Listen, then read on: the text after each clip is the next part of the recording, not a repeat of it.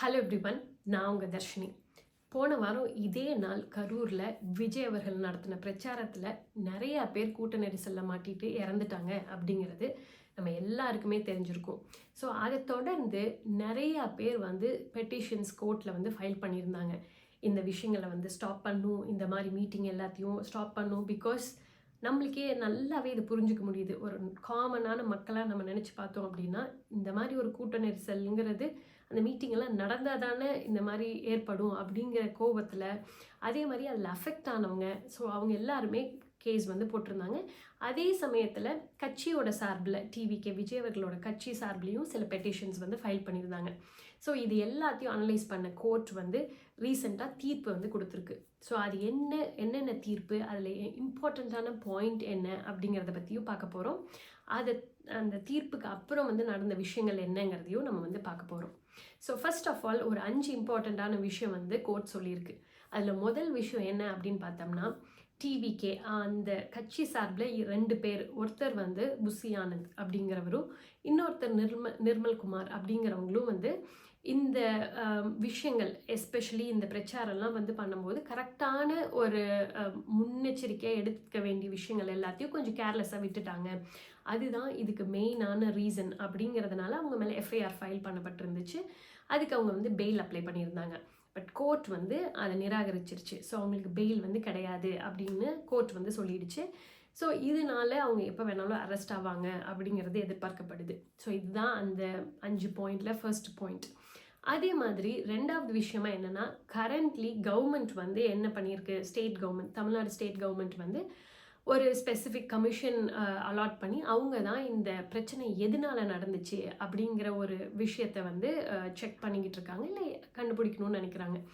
ஆனால் டிவிகே அவங்க இதில் எந்த ஒரு பார்ட்டியோட இன்ஃப்ளூயன்ஸும் இருக்கக்கூடாது. ஏன்னா இந்த எல்லா விஷயத்தையும் நம்ம யோசிச்சு பார்த்தோம் அப்படின்னா, ஒரு பார்ட்டி, ஒரு பொலிட்டிக்கல் பார்ட்டி இன்னொரு பொலிட்டிக்கல் பார்ட்டியை கை காமிக்கிறது.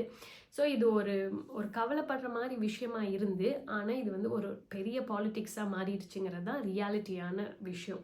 ஸோ இதனால என்ன சொல்கிறாங்க அப்படின்னா, டிவிகே சைட்லேருந்து எங்களுக்கு ஒரு சிபிஐ என்கொயரி வேணும், இல்லைன்னா ஒரு இண்டிபெண்ட் ஏஜென்சி. ஸோ ஒரு ஸ்டேட் கவர்மெண்ட் இன்வால்வ் ஆகாமல் ஒரு தனியான இண்டிபெண்ட்டான பார்ட்டி இதை விசாரிச்சுது அப்படின்னா எங்களுக்கு உண்மை என்னன்னு தெரியும். இது உண்மையாலுமே கூட்ட நெரிசல்னால நடந்துச்சா, இல்லை வேறு ஏதாவது ரீசன்ஸ் இருக்கா அப்படிங்கிறதுக்காக விஜயோட கட்சி அவங்களோட சார்பிலேருந்து சிபிஐ என்கொயரி வேணும் அப்படின்னு கேட்டிருந்தாங்க. அதையும் கோர்ட் இல்லை, அது தர முடியாது. ஏன்னா இது இனிஷியலான என்கொயரி லெவல் தான் இப்போ போய்கிட்டு இருக்கு. ஸோ அதனால இது சிபிஐ என்கொயரிக்கு கொடுக்க முடியாது. ஸோ அதுக்கு நோ அப்படின்னு சொல்லியிருக்காங்க. அதே மாதிரி தேர்ட் விஷயம் என்னன்னா, கரண்ட்டாக விஜய் அவர்கள் இந்த மாதிரி பண்ணுற பிரச்சாரத்துக்கு கரண்ட்லி நோ, இது இப்போதைக்கு நீங்கள் பண்ணக்கூடாது அப்படின்னு சொன்னது மட்டும் இல்லாமல், எதுக்கப்புறம் நீங்கள் உங்களோட பிரச்சாரத்தை கண்டினியூ பண்ணலாம் அப்படின்னு பார்த்தா, கவர்மெண்ட் சைட்லேருந்து ஒரு விஷயம் பண்ணணும். கவர்மெண்ட் சைட்லேருந்து ஸ்டாண்டர்ட் ஆப்ரேட்டிங் ப்ரொசீஜர் அப்படின்னு சொல்லி ஒரு ப்ரொசீஜர் நீங்கள் பண்ணணும். ஸோ இந்த பிரச்சாரங்கள் எல்லாம் ஒரு ஸ்டேட் ஹைவே இல்லை நேஷ்னல் ஹைவே அதிலெல்லாம் தான் மெயினாக நடக்குது. ஸோ அப்படி நடக்கும்போது சில விதிமுறைகள் ஃபாலோ பண்ணணும். அதை ஃபாலோ பண்ணிங்கன்னா இது வெறும் விஜய் அவர்களோட கட்சி மட்டும் கிடையாது, எல்லா கட்சிக்குமே இது பொருந்தும். அது பண்ணினீங்கன்னா மட்டும்தான் உங்களால் பிரச்சாரம் பண்ண முடியும். ஸோ அந்த ப்ரொசீஜர் என்ன அப்படிங்கிறத கரெக்டாக டிசைட் பண்ணிடணும். ஸோ இவ்வளோ நம்பர் ஆஃப் டாய்லெட்ஸ் இருக்கணும், இவ்வளோ பேர் இருந்தாங்கன்னா இவ்வளோ நம்பர் ஆஃப் பிளேசஸில் வாட்டர் கேன்ஸ் இருக்கணும், அவங்களுக்கு தேவையான மெடிக்கல் ஃபெசிலிட்டி, ஃபஸ்ட் எய்டு, இது எல்லாமே இருக்கணும். இது எல்லாமும் அந்த ஸ்டாண்டர்ட் ஆப்ரேட்டிங் ப்ரொசீஜரில் ஃபாலோ பண்ணிங்க, இல்லை அதில் கைட்லைனாக யூஸ் பண்ணிங்கன்னா அதை எக்ஸிக்யூட் பண்ணுற எந்த பொலிட்டிக்கல் பார்ட்டியாக இருந்தாலும் அவங்க பிரச்சாரம் பண்ணலாம் அப்படின்னு சொல்லியிருக்கு. ஸோ இது டிவிகே சைட்லேருந்துன்னு பார்த்தா அவங்க இதுக்கப்புறம் பண்ண வேண்டிய ரேலி, அவங்களோட பிரச்சாரம் எல்லாமே இப்போதைக்கு ஸ்டாப் ஆகிருக்கு. அதே மாதிரி இந்த பாயிண்ட் கவர்மெண்ட்டுக்கு கோர்ட் சொல்லியிருக்கு, நீங்கள் இந்த கைட்லைனை ரெடி பண்ணி கொண்டு வாங்க அப்படின்னு சொல்லிட்டு. அதுக்கப்புறம் ஃபைனலாக என்னென்னா, இந்த கேஸ் ஒரு ஸ்பெஷல் டீமை வச்சு இன்வெஸ்டிகேட் பண்ணணும் அப்படின்னு கோர்ட் சொல்லியிருக்கு.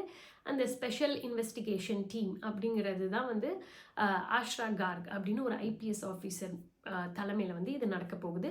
ஸோ இதில் வந்து உங்களுக்கு வேறு யாராவது சப்போர்ட் வேணும்னா நீங்கள் அவங்களையும் ஆட் பண்ணிக்கலாம் அப்படின்னு சொல்லி கோர்ட் வந்து ஆஷா காட் அவங்களுக்கு வந்து பெர்மிஷனும் கொடுத்துருக்கு.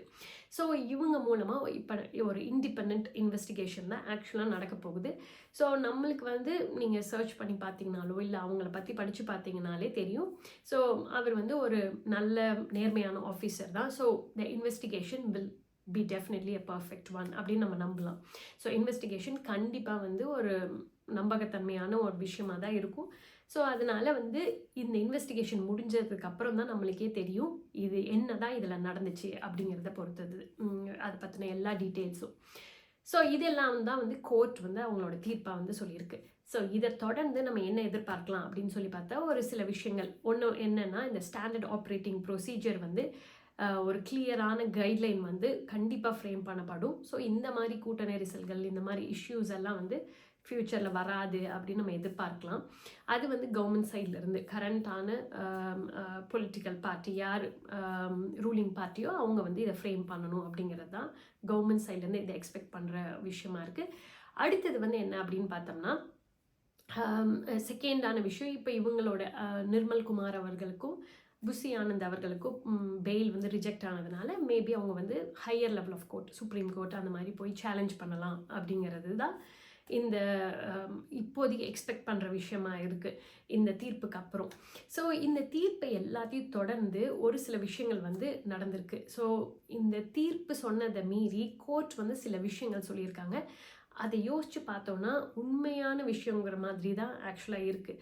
ஸோ கோர்ட்டில் வந்து என்ன ஜட்ஜ்மெண்ட் சொன்னதுக்கப்புறம் என்ன சொல்லியிருக்காங்கன்னா, இது எல்லாமும் நடந்தது வந்து சரி, ஆனால் ஒரு இந்த மாதிரி ஒரு இஷ்யூ நடக்கும்போது எந்த பார்ட்டி வந்து இது நடத்துச்சோ, ஸோ டிவிகே விஜய் அவர்களோட கட்சி வந்து இது நடத்தும் போது இப்படி ஒரு விஷயம் நடக்கும்போது அங்கேருந்து எந்த சப்போர்ட்டுமே பண்ணாமல் எந்த விதமான ஹெல்ப்புமே பண்ணாமல் அவங்க அங்கேருந்து கிளம்பி போயிட்டாங்க எல்லாருமே அப்படின்னு சொல்லியிருக்காங்க. நம்ம போன வீடியோவில் பேசும்போதே இதை பற்றி சொல்லியிருக்கோம். விஜயோட தரப்பில் என்ன சொல்லியிருக்காருன்னா, நான் வந்து இங்கே போனேன்னா இப்போ ஆல்ரெடி ஒரு கூட்ட நெரிசல் நடந்துச்சு. ஸோ இப்போ நான் ஹாஸ்பிட்டல் போனேன்னா அங்கேயும் இந்த மாதிரி நடந்து இன்னும் பெரிய லெவலில் இந்த பிரச்சனை போயிடும் அப்படிங்கிறதுக்காக தான் நான் போகலை அப்படின்னு அவர் சொல்லியிருந்திருப்பார். பட் அவர் போகலைன்னாலும் மற்றவங்க எல்லாரும் அந்த கட்சியில் எவ்வளவோ பேர் இருந்திருப்பாங்க. அங்கே வந்து இந்த முதல் உதவிக்கோ இல்லை இந்த ஹெல்ப்புக்கோ இல்லை அங்கே போய் அந்த விக்டிம்ஸோட வீட்டுக்கோ அங்கே யாரையுமே வந்துட்டு இவங்க போய் வந்து சந்திக்கலைங்கிறது தான் ரியாலிட்டியான விஷயம். விஜய் அவர்கள் தான் போகணும் அப்படிங்கிறது இல்லை. ஆனால் அவங்க கட்சியில் இருக்கிற மற்ற பெரிய பொசிஷனில் இருக்கிறவங்க எல்லாருமே போய் பார்த்துருந்துருக்கலாம், ஒரு சப்போர்ட் வந்து பண்ணியிருக்கலாம். ஆனால் எல்லா பெரிய லீடர்ஸுமே அங்கே இருந்து கிளம்பிட்டாங்கங்கிறது தான் ரியலான விஷயம். அதை தான் கோர்ட் வந்து சொல்லியிருக்கு. இது வந்து ஒரு லீடர்ஷிப்புக்கு உண்டான ஒரு நல்ல குணமே இல்லை, இது ஒரு ப்ராப்பர் லீடர்ஷிப்பே கிடையாது அப்படின்னு சொல்லியிருக்கு. ஒரு வகையில் அதை யோசிச்சு பார்த்தா உண்மையும் கூட தான். ஸோ இதிலிருந்து நம்ம என்ன நினைக்கிறோம், இதிலிருந்து ஒரு பர்சனலாக நம்ம என்ன எடுத்துக்கிறோம் அப்படின்னா, இந்த என்டையர் விஷயத்தில் பொலிட்டிக்கல் விஷயமாக அதை மாற்றாமல் ஒரு பாலிட்டிக்ஸாக அதை கொண்டு போகாமல் ரியலிஸ்டிக்லி என்ன நடந்துச்சு, இந்த எதனால வந்து அங்கே ஒரு பெரிய கூட்ட நெரிசல் நடந்ததா, இல்லை இது வந்து ஒரு பாலிட்டிக்ஸ்க்காக அவங்க வேறு ஏதாவது விஷயங்கள் வந்து பண்ணி இது இவ்வளோ பெரிய பிரச்சனையாக மாற்றினாங்களா, இந்த இன்வெஸ்டிகேஷன் எல்லா ரிசல்ட் வந்ததுக்கப்புறம் தான் நம்மளுக்கு அது வந்து தெரியும். ஸோ அது வந்து இந்த பாலிட்டிக்ஸ் எதுவும் இன்வால்வ் ஆகாமல் ரியலான ஆன்சர் நம்மளுக்கு வந்து கிடச்சிதுன்னா அதை இம்ப்ளிமெண்ட் பண்ணி அதுக்கப்புறம் ஃப்யூச்சரில் இது மாதிரி நடக்காமல் இருக்கிறதுக்கு ரொம்ப பெரிய யூஸ்ஃபுல்லாகவும் கண்டிப்பாக இது இருக்கும். ஸோ இதை தொடர்ந்து சிஎம் அவர்கள் வந்து என்ன சொல்லியிருக்காங்கன்னா, நாங்கள் வந்து ஒரு அந்த ஸ்டாண்டர்ட் ஆப்ரேட்டிங் ப்ரொசீஜர் வந்து நாங்கள் கொண்டு வரோம், அது வந்து ஒரு பெரிய எக்ஸாம்பிளாக இருக்கும். ஸோ இது வந்து எங்களுக்கு மட்டும் கிடையாது, மீனிங் நம்ம தமிழ்நாடு கவர்மெண்ட்டுக்கு மட்டும் இல்லை, எல்லா டிஃப்ரெண்ட் ஸ்டேட்ஸில் வந்து இந்த மாதிரி பொலிட்டிக்கல் பிரச்சாரம் நடக்கிறது ரொம்ப நார்மலான விஷயம்தான். ஆனால் இவங்க கொண்டு வர இந்த கைட்லைன் வந்து மற்ற எல்லா ஸ்டேட்டுக்கும் ஒரு எக்ஸாம்பிளாக இருக்கும் அப்படிங்கிறதையும் சிஎம் அவர்கள் வந்து என்ஷூர் பண்ணியிருக்காங்க. இதுதான் தீர்ப்பு நடந்ததுக்கு அப்புறமா நடந்த விஷயம். அதே மாதிரி கோர்ட் சொன்னதுக்கப்புறம் எல்லா இந்த விக்டிம் வீட்டுக்கெல்லாம் யாரெல்லாம் இதில் பாதிப்படைஞ்சிருக்காங்களோ அவங்க வீட்டுக்கு எல்லாத்துக்கும் இந்த டிவிக்கு கட்சி சார்பில் இருந்தும் போய் நேரில் பார்த்துட்டு வராங்க.